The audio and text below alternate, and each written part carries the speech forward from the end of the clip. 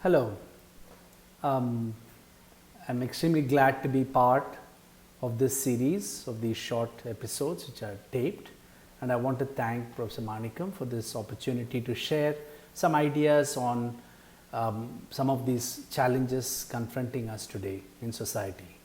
I want to focus on one very simple question. It's a question which bothers me a lot and which in my own professional and personal life I've been trying to engage with.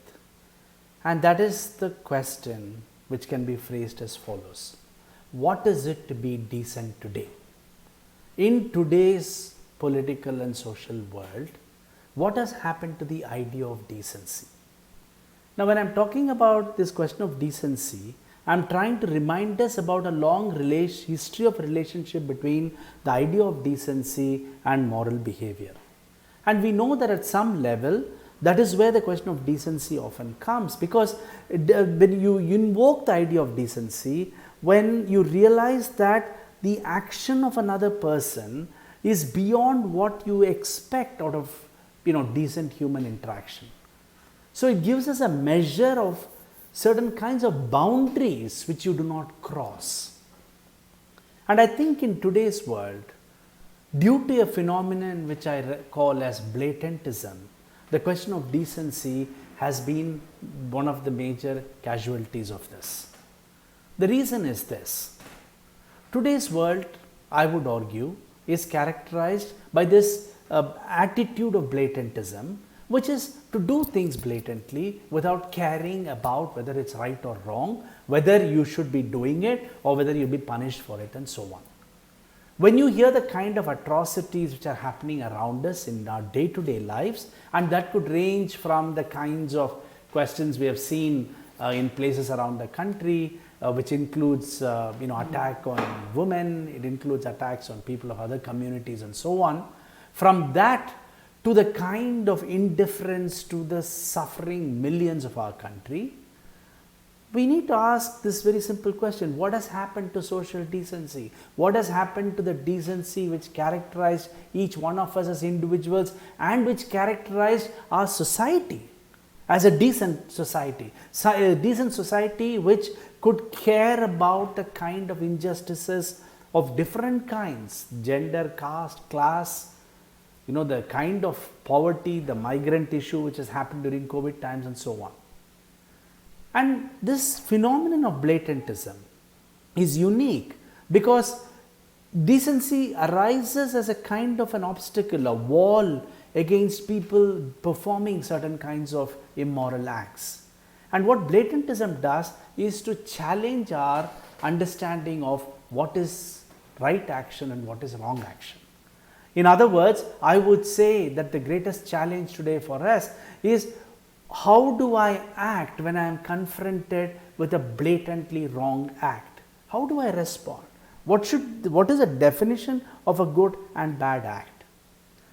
So one way to understand the question of blatantism, to define it in some meaningful manner, is to say a person performs something blatantly when the person is aware that what he or she is doing is wrong and yet does it.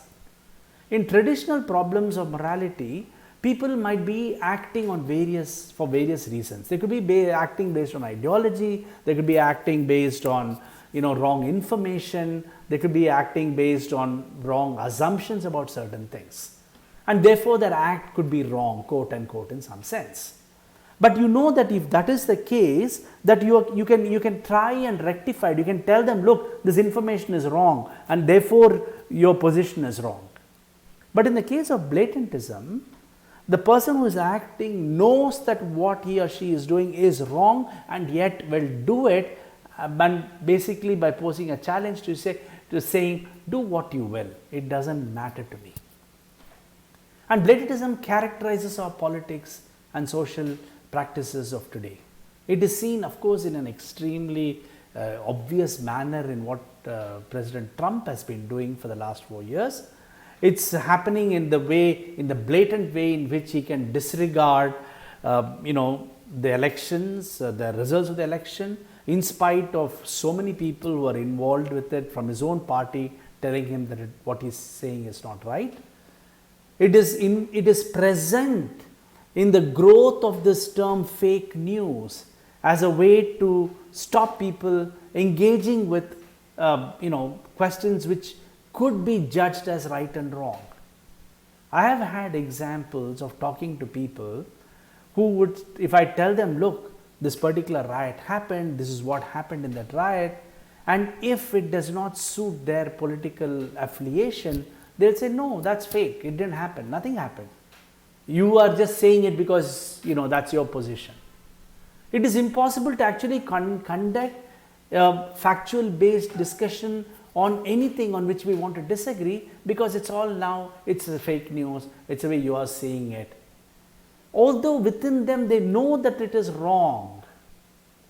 That's what I would believe, I used to believe. But now I'm really, sometimes I wonder whether they have isolated themselves, they have built the walls so much, all of us, I include myself in it, that we don't even have the capacity to see what is happening with the other person and why the other person is thinking the way he or she is thinking. So blatantism is a big challenge to us in the global societies today. And one of the ways in which we can see that is not just in the political domain, we can also see it in the social domain, especially in the COVID times when we have had, I think, terrible stories about, blatant misuse of hospital beds, of demanding extortions for admitting people into hospitals and extortions for medicines by saying that unless you pay me this much amount of money, the medicine you need for treatment of COVID is not going to be given to you, and so on. So there is, and I think the spread of blatantism is actually proportional to the spread of what we might call as, the decay of social decency. Because people think now they no longer are answerable. There is no answerability of any kind. Blatantism destroys the question of answerability, and I can see that in institutions around the country when people are able to do things which even 20, 30 years back you would be shocked and say, how could that be possible? And you would say, well, that's you blatantly do that, and that's the way it is, because there is no answerability. I think that the point here was that there were the growth of questions of moral ideas in a society were always a kind of response to this fear of blatantism. That eventually that we would come to a situation that people would do exactly what they want without any questions of accountability and answerability, which I think are very important moral virtues, and that somehow you needed to have a protection against it. And there are two very interesting protections against blatantism, which I will very briefly talk about here. One is the idea of conscience and Gandhi's famous inner voice, an idea which is not just, it's not, although associated with Gandhi and others, it's always been a part of all religious doctrines, for example. Almost all moral codes of all societies have had this question of conscience, and conscience captures this fundamental human capacity, and I would say also an animal capacity or a living being's capacity to able to know intrinsically what is right or wrong, to be able to stop themselves from doing something because their conscience is going to prick them. Conscience is extremely important, and for what I think the important thing which Gandhi teaches us in this is that the inner voice or conscience is not something which we are all given and born with. We have the capacity for it, but it has to be cultivated, it has to be built, it has to be nurtured, and there are various ways by which Gandhi thinks one should do it, and I am sure all of us may have different ways in knowing how to build and strengthen our conscience. But without conscience, you have no way of adjudicating when something is right or wrong, and adjudicating and stopping, making myself accountable to my actions. And blatantism challenges the possibility of inner voice and conscience. There is another an extremely important moral principle, and this is the idea of turning the other cheek, most famously voiced by Jesus Christ in the Sermon on the Mount. And this is the principle that if you get slapped on one cheek, turn your other cheek. Turning the other cheek is not just a physical act of saying, I'm going to turn my other cheek and he keeps slapping me, but it has very deep metaphorical meanings behind the idea of turning the other cheek. Turning the other cheek is a particular kind of response to blatantism. One of the reasons why people think turning the other cheek is too passive and that it is not the right way to respond to people who are oppressing them is that it understands turning the other cheek in one particular manner. Although I would say that if you look at the history of oppression of the poor and the marginalized and the powerless, it does seem like turning the other cheek is a luxury they can't afford, because they keep turning the cheek, they're going to get eliminated.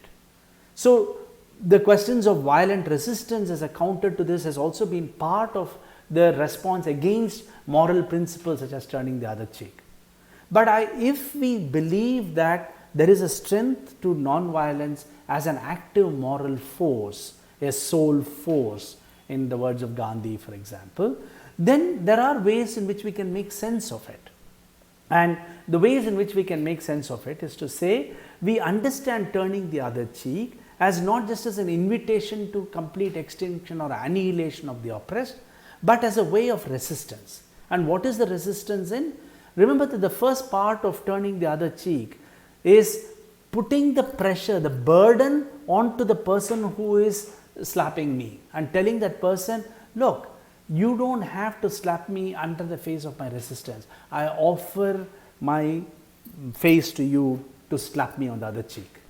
By doing so, I am not saying therefore go around slapping me. What I am saying is I am appealing to your conscience. I am appealing to you. I am appealing to you to take control of your moral actions, take control and judge your actions on some moral principles.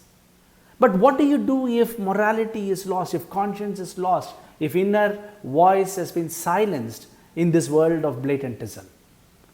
What turning the other cheek does in that case is that it allows us and the other person, it gives that space of reflection in which they think about their act. And thinking here is not just about an intellectual act. It is what my colleague Professor Gopal Guru and I refer in our books as ethical rationalities. All rationalities for us is meaningful in the social sense only if it is an ethical rationality. Social actions have to be driven by ethical rationalities and not just instrumental rationalities of different kinds. And so my point is that turning the other cheek is a kind of a invitation to the other to stop, respond, think ethically before they proceed further with the act. And the force of the idea of turning the other cheek comes from its potential to exhaust the other person. And I think that's the only way in which we can meaningfully attack blatantism is by creating a sheer exhaustion. Gandhi thought that love can exhaust hate and put hate down. But I would say that other than that, I mean, there are various problems maybe perhaps in that kind of a view, but there is an internal contradiction in blatantism. The internal logic of blatantism is inherently flawed, and turning the other cheek gives us a reflective way of understanding the processes of blatantism and what is happening in our society today, and also giving us a way of thinking about how we could morally strengthen ourselves to fight this greater virus, this most destructive virus of blatantism, which is spreading in all our societies. Thank you so much. I look forward to continued conversation on these topics with all of you.